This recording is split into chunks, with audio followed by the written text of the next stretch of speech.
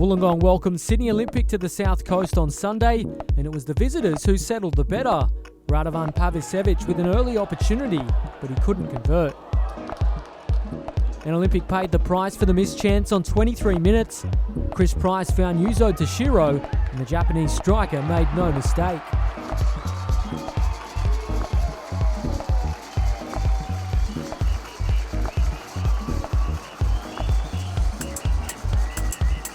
And 4 minutes later, the home side doubled that lead. Patrick Antelmi showing his skill, slotting home, and it was 2-0 to Wollongong.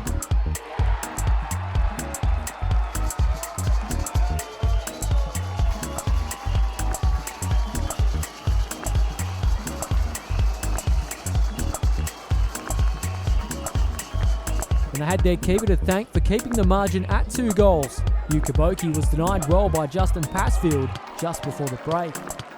And only the woodwork could stop Kaboki just after half-time, but fortunately for Olympic, Nick Zatalios reacted well and scored from the rebound, 2-1.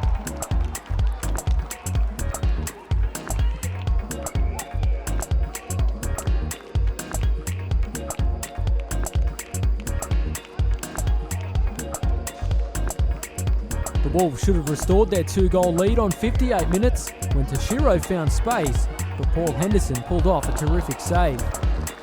Henderson then came up with the goods again on 74 minutes, this time denying Antelmi.